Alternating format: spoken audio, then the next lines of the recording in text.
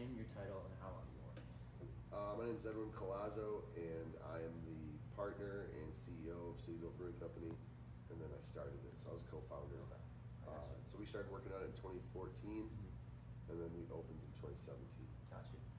So I did a little research. I found your in your email signature and your LinkedIn it says Chief Creamer. Yeah. You want to talk a little bit about that? I found that interesting. Sure.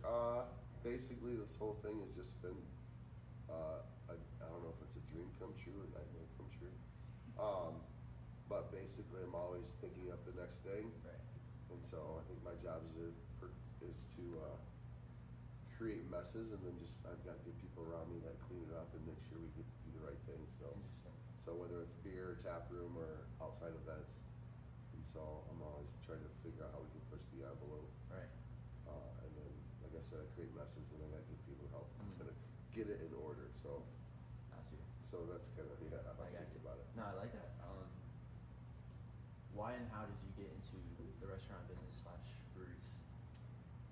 So I have a degree in education. I was a teacher for 8 years. I was a financial advisor for 7 years, and then my neighbor was a home brewer. He helped me learn how to home brew 20 years ago, and so I was, as an advisor, they were asking me for help meeting people with money, and so, that kind of fell outside of my,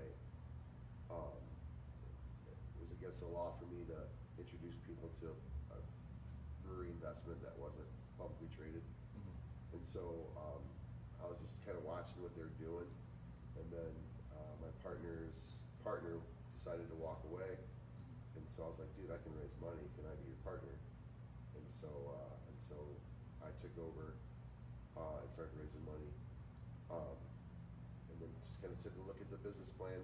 It needed a change, and so just kind of got a hold of the business and kind of just decided to look at it from a bigger perspective.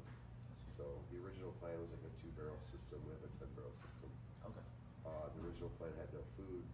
We have Puerto Rican inspired food, which we now call Puerto Rican, just because COVID kind of wiped out our kitchen staff. So it's got that flavor in there still. And so, but yeah, just kept doing whatever was next. And so here I am. Sure.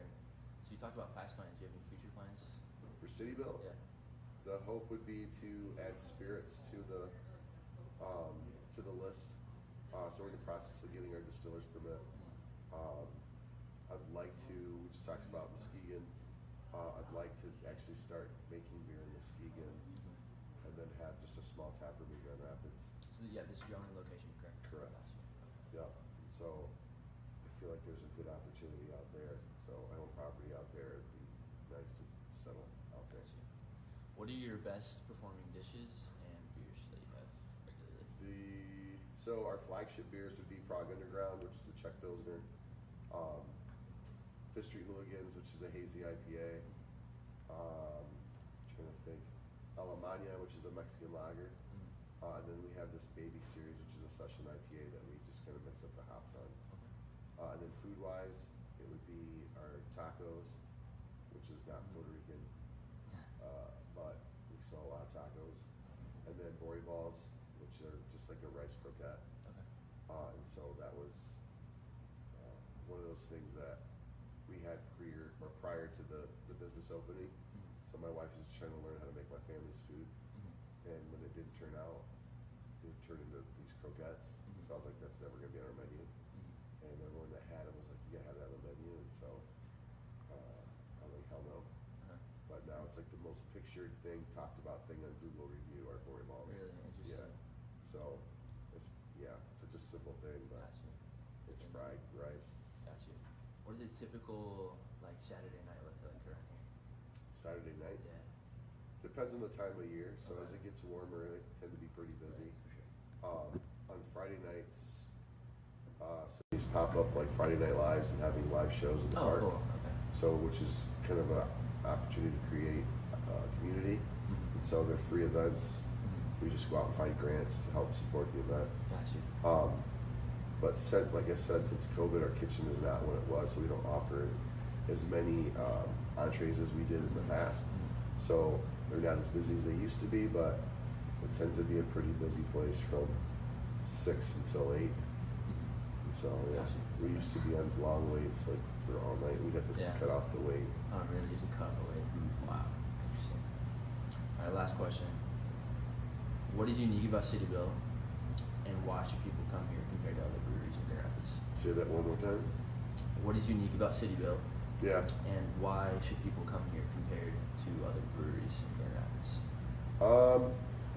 What's unique about Cityville would probably be our location being on the river, our food offering being Puerto Rican centric, and then beer offering. We have a pretty good list of beers in terms of different styles. We aren't just offering hazy IPAs or over fruited sours. There's a good potential to find the beer that you like, from super light to big and dark and barrel aged. We tend to be community minded, so when we're winning, community wins. So I don't know if that's the reason to come here instead of, but it's definitely worth a reason to come and check it out. Awesome. I love that. I think that's all I had. Do you guys have anything to add on for now? No, Yeah, that's I good. think that's really good. Awesome.